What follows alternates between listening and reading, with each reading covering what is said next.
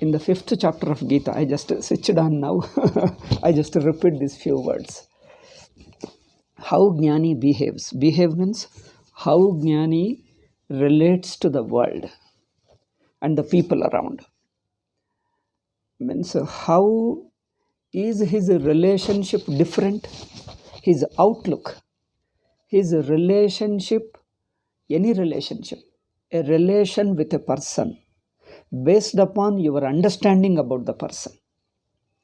So how does Jnani, an enlightened person, understands the people around? How does he understand the people? And how does he relate it to people?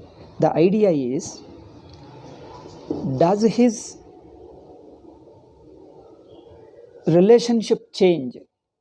Does his interaction with people change with this enlightenment? Means, how does that enlightenment affect your common man's behavior? Common man has certain way of behaving with people. How does he behave? Whoever is useful to you, he loves, likes him. One is, he goes by his personal likes and dislikes. If he is useful, he considers the person or an object as valuable. If it is not useful, he will just neglect it, ignore it, disrespect it. If it is harmful to him, definitely he hates it. This is a common man's interaction with people and the things around. Okay. In this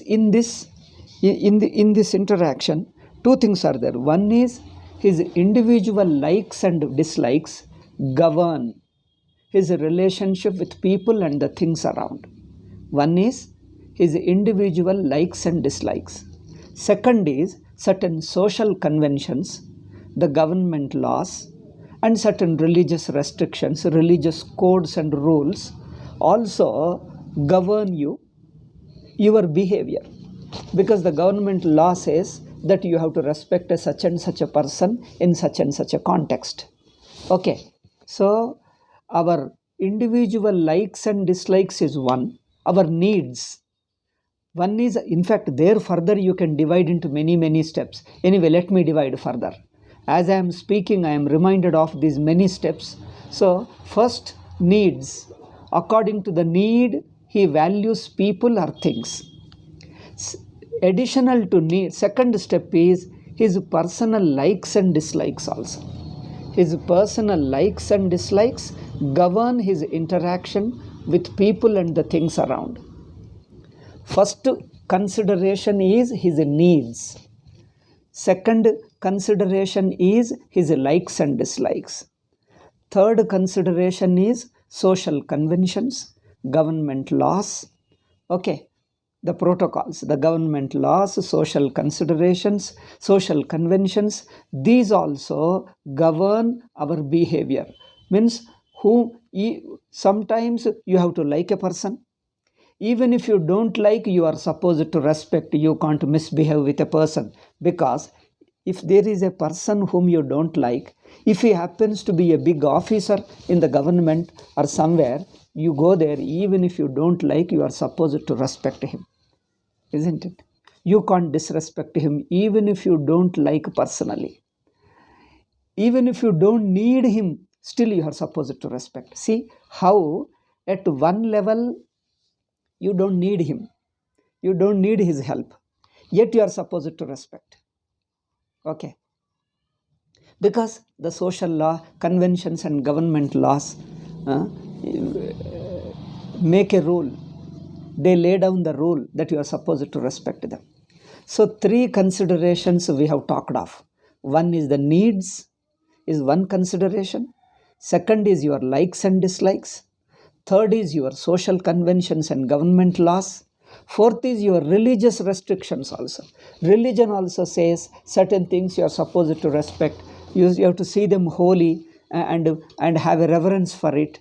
If whether you like or not, you set aside your liking and you have to follow. Otherwise, you will incur sin. You will incur papa. and it is good for you. So fourth is the religious rules, religious restrictions, religious laws. They enjoin how to behave. Now we have seen the four considerations, four levels of considerations regarding every object and a person, how you are supposed to behave them, relate to them. Now jnani, an enlightened person who knows the atma, and he knows the same Satchidananda atma as underlying whole world, every living being, the root, the basis, the bottom, the basis of every living being is the same Brahman. Every object, the basis of every object, the substratum of every object is Brahman. And every person, including myself.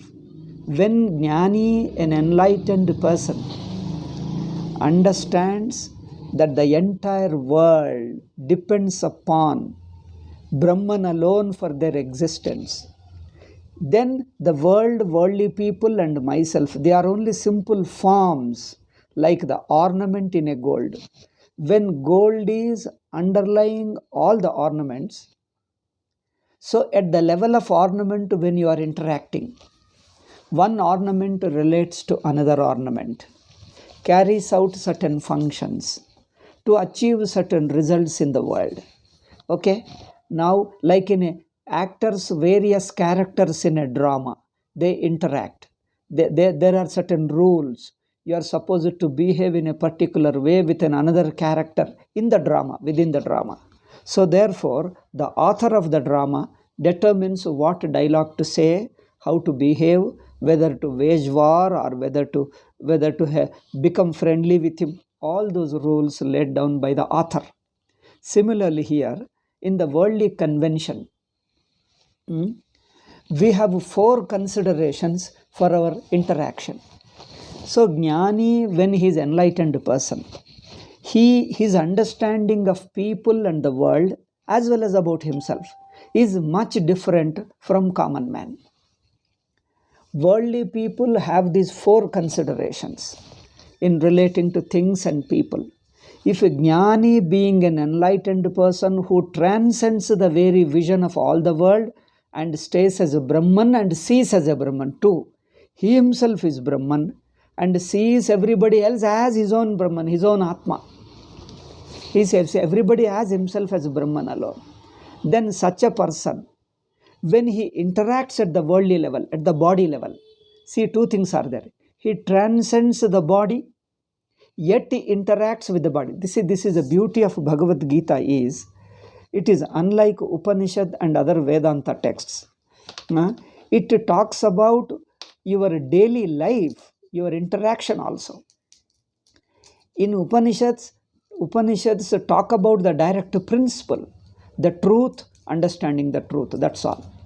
But Bhagavad Gita not only talks about the truth, understanding the truth, but upon understanding, on understanding the truth, how does he relate? How does he interact at the conventional level? There are the two levels. One is a conventional level of the body, mind, and sense organs. Another is a transcendental understanding. And another is understanding the truth which transcends all conventions, all relationships, all forms. So one who understands the truth is okay. But with that transcendent understanding, when you interact at the worldly level, at the conventional level,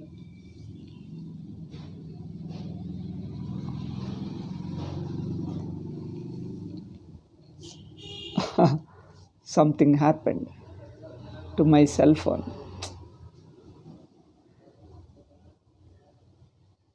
Crashed.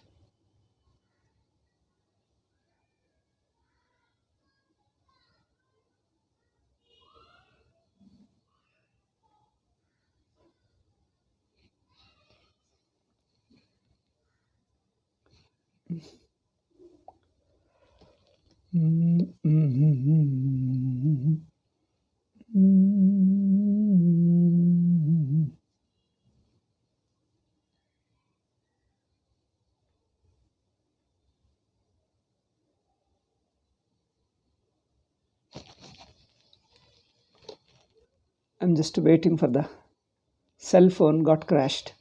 I'm restarting. Okay. Okay. It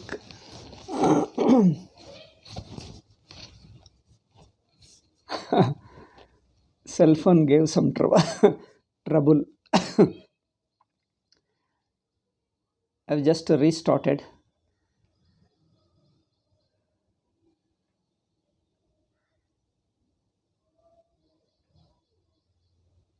Oh, nobody is appearing. I'm waiting for somebody to appear. At least one person appears, I can continue.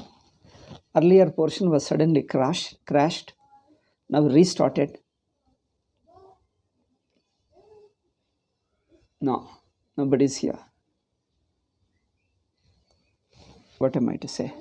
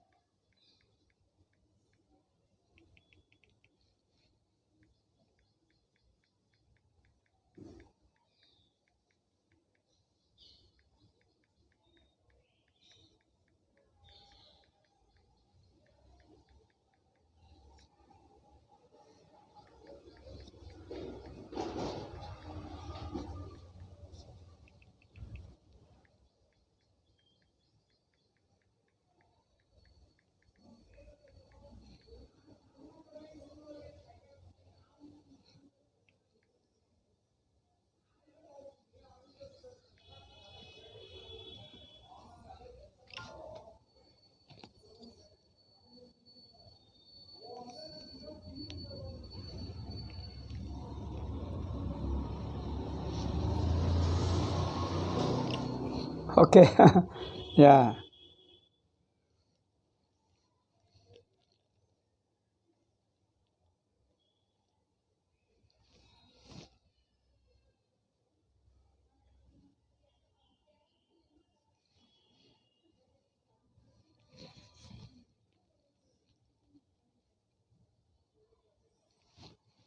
Okay. Okay. It crashed. So I have to restart. Immediately I restarted. But anyway, okay, now let us continue. So, common person, normal person, when he relates to another person as an individual, see, as an individual he relates to him, and he sees another person as another individual. See, this is the thing.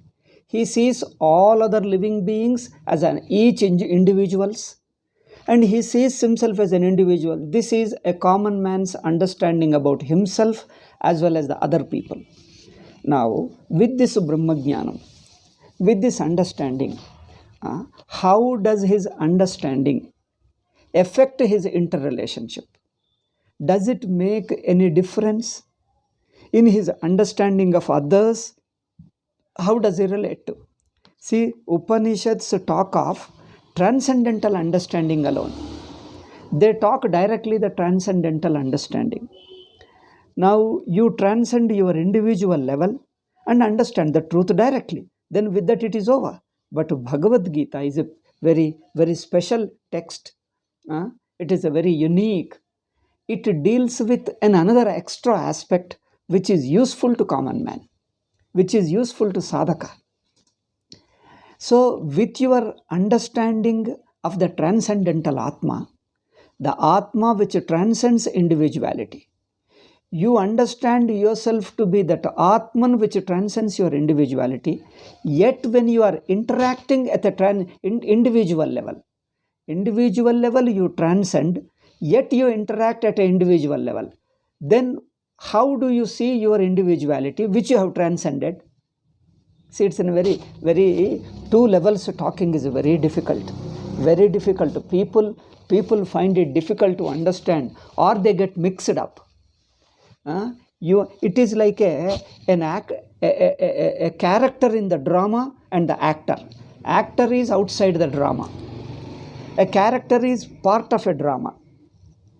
A character is a part of a drama. The actor is outside the drama. He is not affected by the good and bad of the drama. Okay? So a person who understands that he is not a character, he is beyond the character, he is an actor alone. Yet with this understanding, how does he behave? See the difference. If a character really he takes that he is a hero or a villain of a drama, if he takes the character's good and bad nature upon himself, he will become really a good and bad person. But a person who understands it is simply a drama, I should not take it seriously. Drama is a drama, it is a play. I am not really the character in the drama. Okay? In the drama, he may be a king, or you may be a minister, or you may be an ordinary or a soldier, or you may be an ordinary citizen of the country. All these different characters. Or you may be a servant. Various roles you play in the drama. But when you understand that none of these roles are real to me, they are just superficial, they are simply a thought without really being there. I am different, I have transcended it. A person who understands that he has transcended, he doesn't live at the level of character, that is a role in a drama. Yet he has to wield the role superficially, as a playfully, not real, playfully, not real, not that. A playfully, he doesn't really identify. Suppose he has to act as a prisoner, a person who is imprisoned, or a person who is a poor man who lost all his kingdom, he becomes a poor. A king lost his kingdom, he got defeated, he becomes a poor person. Now, he is a poor as a role, but not the actor. Actor is really untouched. Okay. So this Bhagavad Gita particularly talks these two levels. Upanishads just once in a while mentions, but not so details. Bhagavad Gita talks of these details, how you live at two different levels. At one level, you have transcended. To the transcendental level, the character, the drama, and the good and bad, success and gain, failure and success, gain and loss, all these things, your that an individuality, that other living beings, all those things don't exist for the transcendental truth, transcendental Sakshi, or we say the Sakshi Atma, the witnessing consciousness. The witnessing consciousness lives at another level where the world doesn't exist for it, doesn't exist apart from it. Doesn't exist means what? The world, the individual role and the interaction, all these things don't exist apart from him. Therefore, at that level, he is free. Yet, at this lower level, in that imposed artificial level, tentatively taken up artificial level, you are an individual as it were, not really. You are an individual as it were, because the real individuality is debunked. Real individuality is debunked. You have transcended. Earlier, before you got the enlightenment, your individuality was real to you. Then your pain and pleasure and good and bad and your success and failure, all that of an individual was real to you. The worldly gain and loss, honor and dishonor, okay, all that was real. You really subjected to them, you suffered. Now when you transcended, transcending means what? That individual experiences, individual actions, individual level of understanding, these three don't touch you. They remain like a character in a drama. So they pertain to the character, not to the actor. Actor remains untouched. Similarly, the individuality, the individual's level of looking, level of understanding, his standpoint of understanding, his activity, and his experiences. All of them pertain to the individuality, not to the transcendental Atma, the witnessing Sakshi. To the witnessing Sakshi, that individual's experiences and actions and knowledges don't touch him. He remains untouched at a higher level. This is very interesting thing. So a person who understands his real nature is the witnessing Sakshi, witnessing Atma, the Sakshi Atma. But yet if he interacts, interaction is superficial. His individuality is a conventional alone, not real. Just a conventional, not real. See the difference between conventional and real. He is not an individual. He assumes as it were an individual. Super is only a thought, a simple thought which doesn't make any difference. It doesn't make, is only just a role in a drama, a thought. Except thought, there is nothing. The thought also doesn't touch the transcendental witnessing Atma. So a jnani who transcends his individuality, when he himself transcends his individuality and sees himself as a Sakshi Atma, when he looks at other people, there also his understanding of them transcends their individuality. Two ways. From my side, I am not an individual. When I look at others, even they are not individuals. Okay? Even others are not individuals.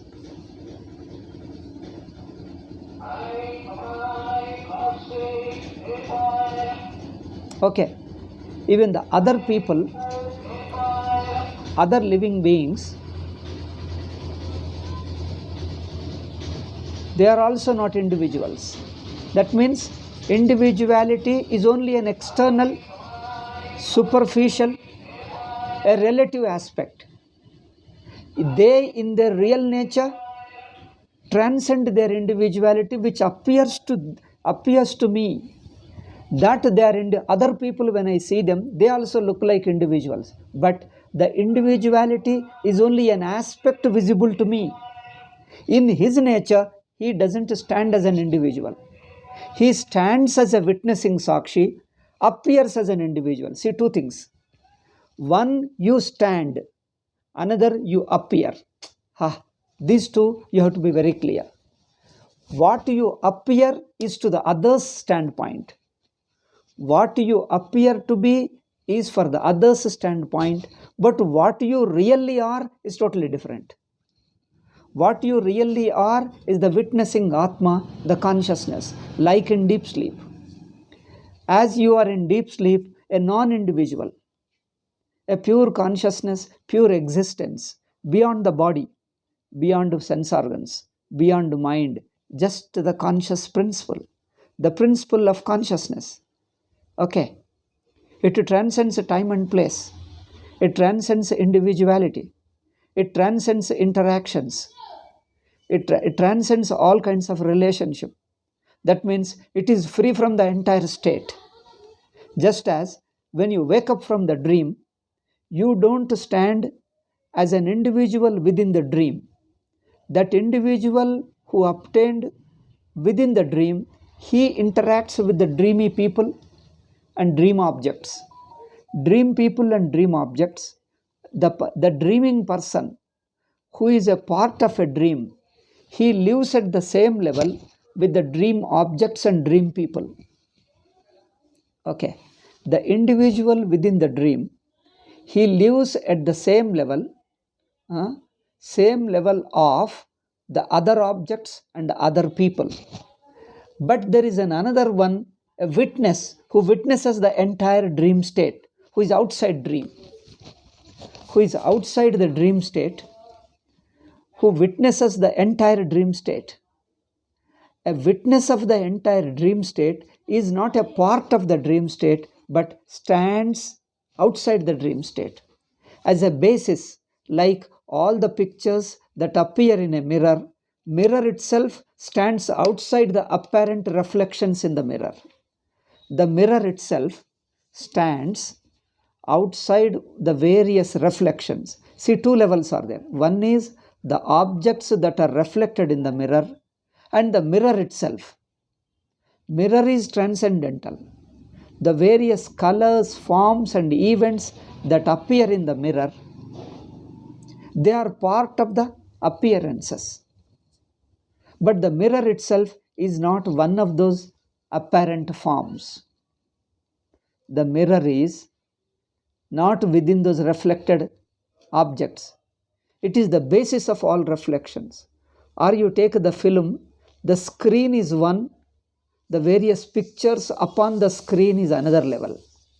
Various pictures upon the screen are at the same level, all the various pictures. But the screen itself is beyond all the pictures. The screen itself is beyond all the pictures. It is not touched by the various pictures. Similarly, the actor is beyond all the roles in a drama. He is not touched by the various roles and their actions, their experiences. Or the film also, the screen is behind them, back of them. It is a basis of them, yet it is not touched by them. Similarly, Jnani, when he understands that he is the pure consciousness, the consciousness which he understood is untouched by the conventional individuality, their interactions, their experiences, their knowledges, good and bad and all that. He is not touched by it. He remains at the bottom of them as a screen behind the film. It's just an illustration. Don't take it exactly like that. Roughly. Illustration. Similarly, rope is not a part of a snake. When rope is mistaken for snake, snake has got various parts of head, hood, body, tail. Okay, hood is like this, the cobra. And the neck, it doesn't have neck, only the part of the neck, let us say. So just below the hood, this portion is a neck. Behind that is a middle of the body, trunk of the body.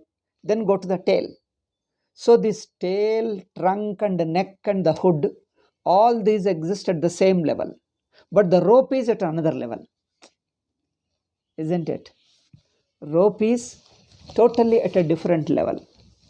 Whereas the hood, neck, hood of a cobra, the hood, neck exist at the same level. Body of the snake and the tail of the snake. All these four are at the same level. But the rope is totally of another level. Isn't it? Similarly, Jnani, when he transcends his individuality, he recognizes himself to be the pure existence, which happens to be the basis of the world, basis of other people. The same Sakshi is the basis of this individuality as well as other individuals. It is the common basis of all people. See, it is the common basis of all living beings, all inert objects. At that level, neither you nor me, you and me, this division and interrelationship, both don't exist. Neither the division nor the interrelationship. Okay, division as well as the interrelationship, both of them don't apply to the underlying truth. Underlying rope or underlying screen or underlying Atma is not affected by the role. Because role is only like in a drama. Similarly, that I am an individual, that I am seeing other individuals, these exist at the same level, conventional level. To this individual alone, others appear as individuals. See, other individuals appear to this individual. Now, other individuals and me as an individual, both of them are apparent aspect, not the existential aspect. Existential is the existing truth is what the Atma stands. Atma means the transcendental Atma. Atma stands as Brahman, but appears as an individual. See, appearance is only another aspect, imposed aspect. It is not an existential reality. Appearance is not existence. Atma is existence. Atma is consciousness. Individuality is only a thought within the consciousness. It is only an appearance of the pure existence. Pure existence is Sakshi. Pure existence is Atma. And it appears as an individual. So individuality is only an appearance, not an existence. Atma is an existence. Individuality is an appearance. Appears to whom? To certain level alone. To another individual level alone appears. But as an existence, is a pure existence, pure consciousness. See, these two levels, we have to be very clear. Abba.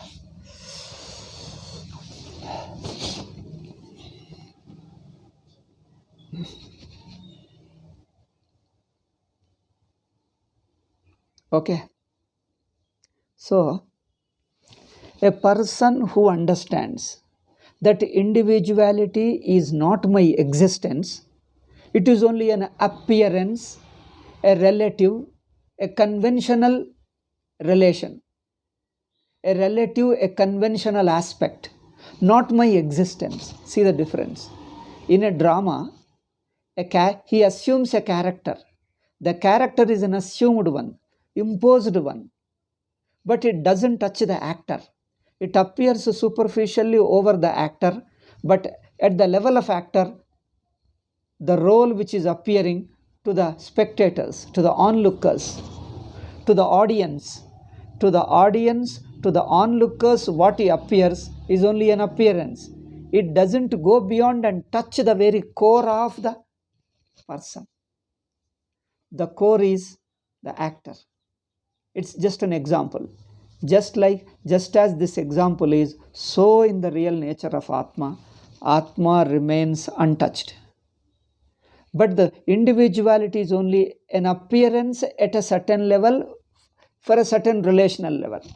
It is only a relational appearance, not an existence. See the difference. Existence is one, appearance is another. Rope exists, snake only appears. When a rope is mistaken for snake, rope exists, snake appears. Snake doesn't exist. Or snake exists as a rope. You can say this way. Snake doesn't exist as a snake. Snake appears but exists as a rope. See this difference? The snake appears as a snake but exists as a rope. See the exist, appear. This is the difference. Snake appears as a snake but exists as a rope. You should be able to see this difference clearly. Snake exists as a rope but appears as a snake. It doesn't exist as a snake. Okay? Doesn't exist as a snake, appears as a snake but exists as a rope. So the snake for us appears as a snake. So the appearance of a snake is only for us. For itself, what it appears to us is snake. Snake is what it appears to us. Snake is what it appears to us. But for itself, from its own standpoint, it exists as a rope. It exists as a rope, appears as a snake to us, not to himself. It doesn't exist as a snake. It only appears as a snake to us, but exists as a rope to itself. Just as a person in a drama, he appears as a role, as a king, as a minister to us, to the drama, but himself, he exists as an actor. Himself exists as an actor. Okay. As an actor, he exists, but appears in the drama as somebody else, as a beggar, as a poor man, as an ordinary citizen, as a servant.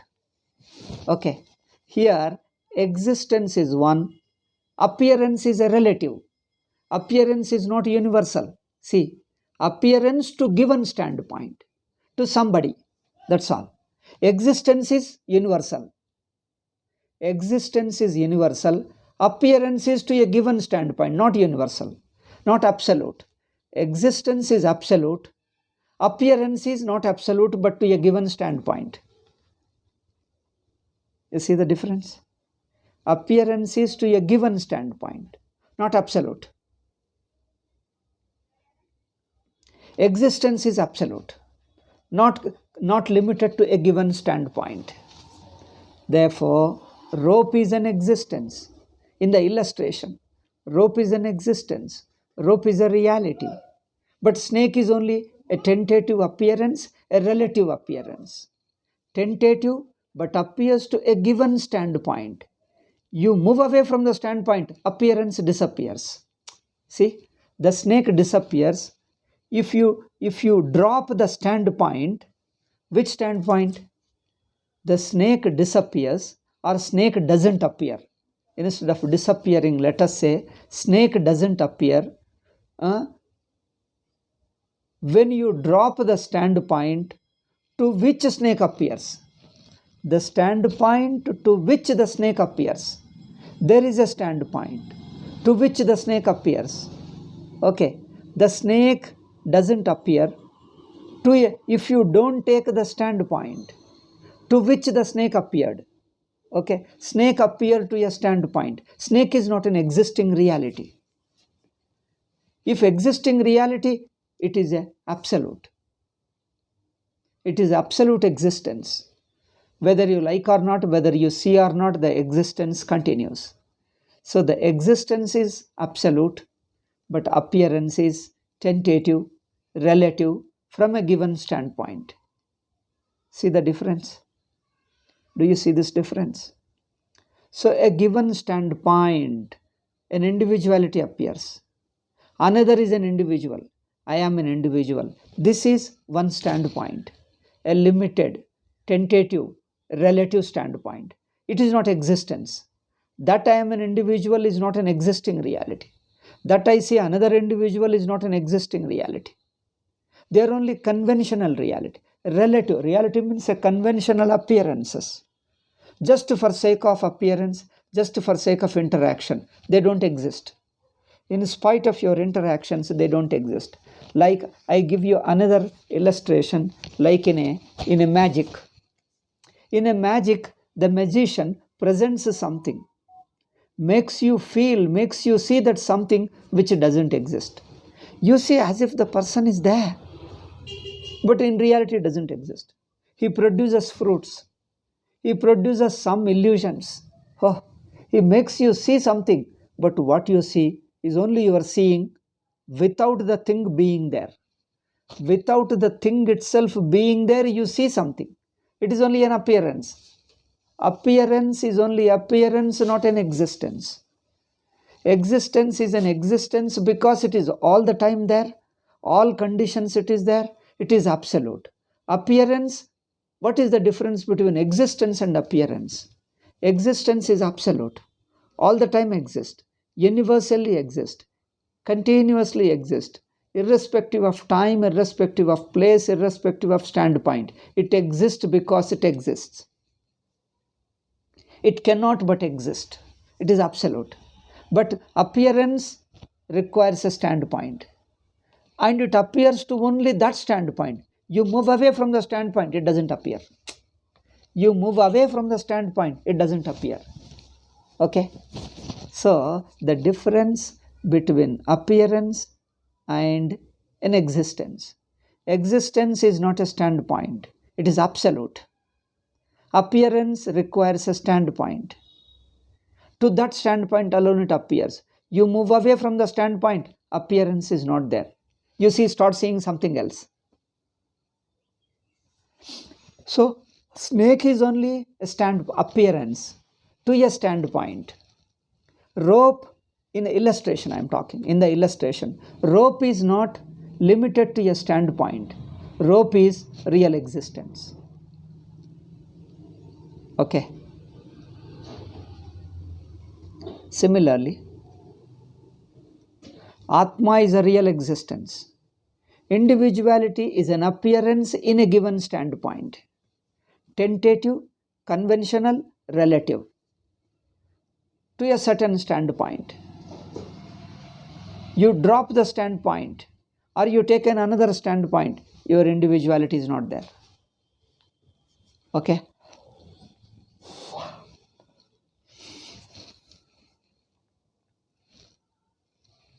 Another 5 minutes.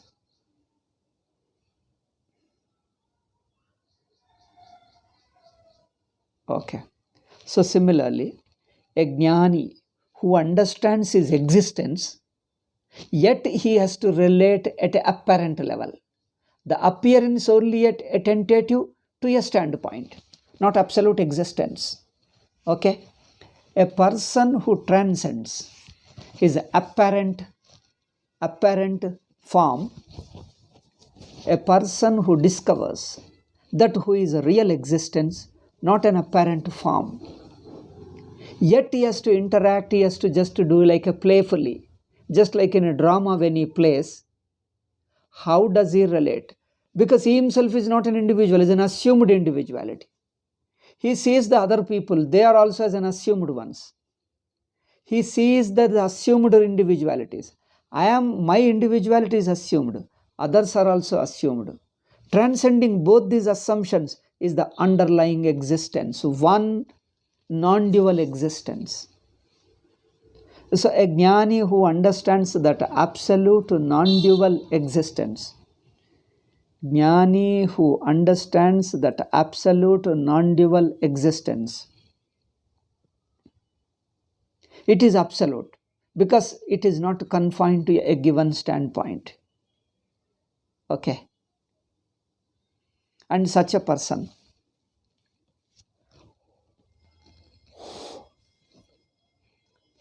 when he interacts as an individual, which is only relative, not an existence, but only assumed one, an assumed like a role in a drama, assumed one, not an existing one. That means to his existence, it is not there. To the other's standpoint, it appears as if there is an individual. Okay, that apparent, assumed, tentative, conventional individuality, that individual, when he interacts with another person, that individual, when he interacts with other person, the four considerations which I started. One is the need. You see, one person or certain object is useful to you, you want it. If it is not useful to you, you don't want it. So you just go by the utility. Second is, it may be useful or not, still you love it because you like it. It looks nice to you, therefore you like it. You have an attachment for it, emotional attachment, a sentimental attachment. You don't look at utility, you look at only your emotional relationship alone. The very relation gives you joy. You like it for your relationship, not for any utility. It may be useless to you, but still you love it because it is your old antique. Old antique, you love it out of your sentiment for it, not because it is useful to you. An antique is not useful.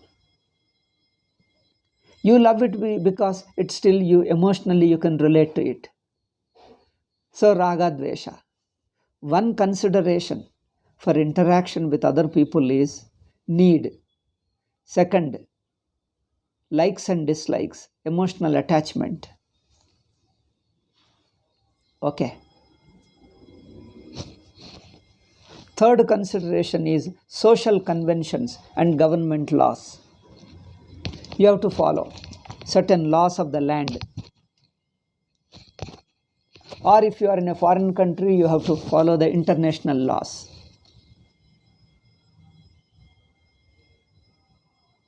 Fourth one is religious injunctions, certain customs, certain religious practices. You have to relate to them. You give value to something and less value to other, and more value to somebody. More importance to somebody and less importance to other. So these four levels of interactions, transactions. When jnani himself transcends, yet he interacts superficially, nominally, just for sake of drama. How does he relate to people? He says, jnani sees everything as a Brahman. Jnani sees everything as a Brahman alone. Because he himself doesn't identify as an individual. He doesn't see. He is not an individual. A non-individual consciousness. He is a non-individual consciousness. Yet if he assumes individuality, how does he react? Here says Bhagavad Gita shloka, he sees them everybody as one. Samam pashyati. Samam means what? The underlying truth alone he witnesses. Other things he takes them superficially, not to be quarreled. Not to be quarreled for. But people unable to understand that underlying truth, they quarrel over the superficial relations, superficial conventional relationship, because he lives at the conventional level and he thinks good and bad and everything is at that level alone. Okay, so Jnani, who knows the truth, underlying truth, though conventional one he takes superficially, without losing sight of that underlying absolute truth, he interacts. He interacts without losing the sight of the underlying truth of me and underlying truth of the world. That is a transcendental truth. Absolute truth is all the time there. So he understands that. He stays as an absolute truth, but he interacts as an assumed role, assumed individuality. As an assumed individuality interacts with people, but it is only assumed, it is only apparent, not an existence. Therefore, in that appearance, he acts as an individual, he relates to another person, sees them as another person, he looks upon them as another person. So this is relative level alone. So a person who transcends, yet when he looks at the things, he sees them, they are all Brahman alone. Though they may look different, it is something like an ornament made of gold. Some are small, another is still bigger, still bigger, still bigger and bigger. They are of different sizes, but gold is one. See, you made of sugar various forms, like an animal forms or a spoon or a tumbler, a vessel. You may make with the help of the sugar various forms. So, which form is more important than the other form? All this importance at the level of form alone. But when you look at the sugar, all are equally sugar. At the level of sugar, they are all equal. So, Jnani sees at the level of Brahman, and that level he sees all the apparent forms are inseparable from the absolute truth. It doesn't see them differently. It doesn't see the conventions, the forms, apparent forms as a separate from the truth, separate from the Sakshi. Okay. I think I'll stop. I'm tired. We'll continue with the next class. So, Ihaiva Tairjita Sargaha, that 19th shloka, I should have taught today. But anyway, I touched something else related to it. Still 18th only I spoke. 19th, it is in a way introduction to 19th, or let us take it as an 18th commentary only. 19th I wanted to start, I couldn't do. Anyway, we will start 19th in the next class. Now this I have prepared the background, remember it. This, but at a conventional level, he sees the difference. I think in 1 or 2 words I can explain. In the 19th shloka, here Purvapakshi raises an objection in Shankara Bhashyam. Hey, how can he treat everything as Brahman? Because people are of different qualifications, different wealth, different status. One human being is a highly educated man, another is illiterate. One is a rich person, another is a poor man. Another is in education levels also, one is a simple school who passed school, another is passed degree, another is passed university. Another is still a big professor or vice chancellor in the university. Do you treat all of them same way? How can you say all are same? This is objection. Is it not an insult to person that you treat a highly qualified professor as like an equal to illiterate, equal to a driver of a taxi, driver of a cab? Okay, a cab driver is not much educated, but a big professor is a highly intelligent, highly learned person. How can you treat them equally? But he says, Samam Pashyati, he sees Brahman in all same. If he sees same as a Brahman, then is it not a problem in conventions? One who is a higher person is disrespected because you are treating a highly educated professor equal to an illiterate, equal to a labor class. A labor class person, is it not an insult to him? Or you call labor class is equal to a king, a servant, just a servant, you put him equal to king. Is it not injustice? He says no. Worldly level is different, transcendental is another. In the transcendental understanding, he sees everything as one. But in a conventional level, he gives due respect to everybody. He gives due respect to the way people of various status, various ranks,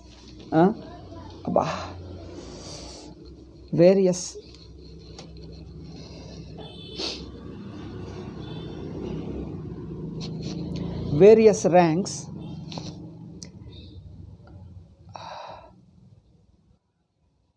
He treats them according to the rank, according to the level, the social conventions, the government laws, or the religious laws, whatever are there, he just follows them. He doesn't disturb them. But in spite of these conventional interactions, his understanding, the transcendental understanding, doesn't get blurred, doesn't get disturbed, doesn't get covered up. So, in spite of the superficial conventional relationships, he sees as a one. It is something like your own brother is a villain in a drama. Your younger brother is a villain in a drama and you are a hero. Or you are a hero and he is a villain, whatever it is. So, this drama, at the drama level, villain and hero is one thing. But in your outside your drama, he is your own brother. So, you know, you don't miss that he is your own brother or your own son. You don't miss him. Yet you play the role superficially. Therefore, Jnani, in spite of the conventions, it doesn't miss that absolute truth. Whereas an Ajnani, an ignorant person, he doesn't know the transcendental truth. For him, these interactions, interrelationships, this conventional role alone are real. He thinks them, the conventional role, he is superior, he is inferior, he is a rich man, he is a poor man, he is a king, he is a servant. They are very serious for him. They are real for him. He takes really. If he is a poor man, he is really worried. If he is a rich man, he feels very proud, I am a rich man. But because of this enlightenment, Jnani understands they are conventional. Whether rich or poor, it's okay, just for sake of worldly interaction. In reality, all are the same pure existing Atma. Okay? I think with all my thing, I concluded the 19th shloka also because it is going on. So, Ihaiva Tairjita Sargaha, one who has transcended his individuality. Yesham Samye Sthitam Manah, a person whose mind understanding rests, whose understanding is at the level of transcendental Atma, absolute Atma, he transcends his birth, means he transcends his individuality. Nirdosham hi samam Brahma. And that absolute understanding is free from all defects. Defects means what? Free from the fluctuations of superior, inferior, up and down and high and low.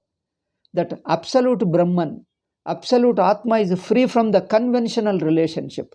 Conventional status is a fluctuating status. Somebody is good, somebody is bad. Somebody is rich, somebody is poor. Another is poor. Somebody is like that, somebody is another. So these variations don't touch his absolute understanding. All are the same absolute Atma. Therefore, he has Ihaiva Tairjita Sargaha. He transcended right here his individual outlook. He doesn't continue to be that individual Jiva. He has transcended. Sarga is a birth. Birth means individuality. Ihaiva Tairjitaha. Jitaha means he won. He conquered. Conquering means transcended. Right here, he conquered his individuality. Sarga is a creation, is a birth, means individuality. Jitaha means transcended. He transcended his individuality right here. Right here means he doesn't have to wait for the death of the body, whether body is existing or not is immaterial to him. He understands his transcendental Atma. Then, and his mind, Samya Sthitam Manaha, his mind lives in that absolute Brahman. At the Brahman, which is free from all variations, ups and down, superior, inferior, high and low, it is free from all these relative statuses. It is free from conventional relative statuses. Atma is free from all conventional roles. It is absolute. Okay. Tasmat Brahmanitesta. Therefore, he is always in Brahman. He rests in that transcendental vision and Atma. Okay. 19th we have finished because it has been dragging. How long? Now we have finished. In the last 2 or 3 paragraphs, last 5 minutes we have finished. Okay. Now we have to proceed to the 20th shloka. I think we'll see in the next class. Okay. Om Shanti Shanti Shanti. Hari Om Shri Gurubhyo Namaha. Hari Om Tat Sat.